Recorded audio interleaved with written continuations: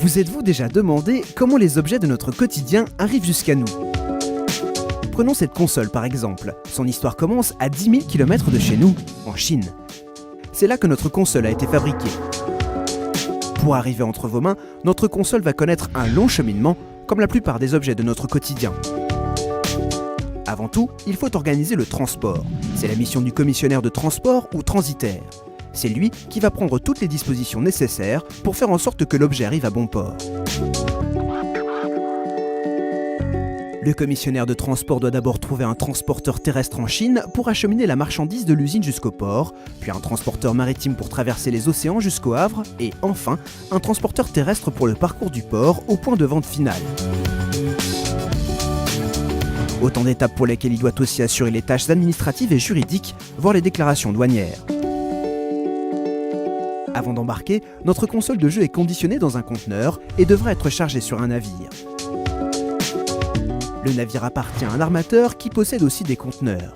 L'armateur gère les rotations de ses navires dans tous les ports du monde. Il prévoit pour chaque voyage un équipage, des vivres, du matériel et bien sûr, beaucoup de carburant. Le conteneur est embarqué avec des milliers d'autres pour une traversée de plusieurs semaines. Ici, notre destination est Le Havre. Pour la rentabilité du transport, le navire doit toujours naviguer chargé de marchandises sur l'ensemble de son parcours, à l'aller comme au retour. L'armateur confie cette mission commerciale à des agents maritimes présents dans chaque port où le navire fait escale.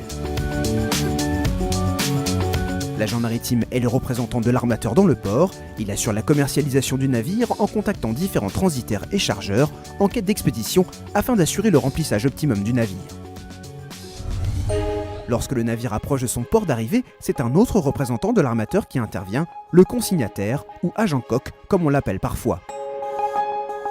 L'agent maritime et le consignataire peuvent être une seule et même entité. Le consignataire informe l'ensemble des intervenants portuaires de l'arrivée imminente du navire. La capitainerie tout d'abord, car elle planifie l'ensemble des entrées et des sorties des navires pour organiser le trafic dans le port. L'officier présent va indiquer au navire sur quel quai il va pouvoir accoster, en accord avec le consignataire et le terminal concerné.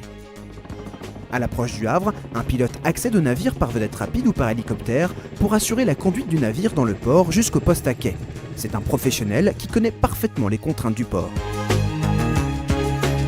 Les remorqueurs rejoignent ensuite le navire et l'accompagnent jusqu'au terminal, si besoin en passant par des écluses et des ponts, gérés et manœuvrés par les services du Grand Port Maritime du Havre et l'assistent dans sa manœuvre jusqu'au terminal. Une opération délicate compte tenu de la taille de ces monstres d'acier. Le navire accoste enfin au terminal et il est amarré au quai par les lamaneurs. Le terminal est géré par une société de manutention privée indépendante qui emploie des ouvriers dockers. C'est maintenant à leur tour d'entrer en scène.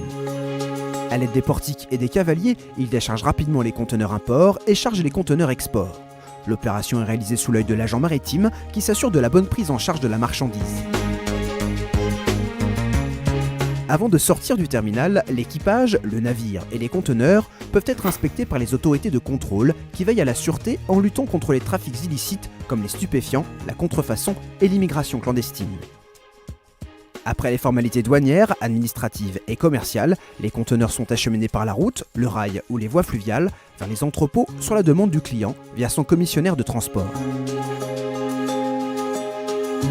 Notre console de jeu est ensuite distribuée à son point de vente. Fin du voyage. Comme vous venez de le voir, la vie du port est constituée d'un ensemble d'acteurs qui doivent échanger de nombreuses informations pour que la marchandise arrive à bonne destination. Ils échangent grâce à un système informatique portuaire mutualisé. Vous retrouverez la même chaîne d'acteurs pour le transport du pétrole, du gaz, des produits chimiques, du charbon, du sucre, mais aussi de véhicules, à l'import comme à l'export.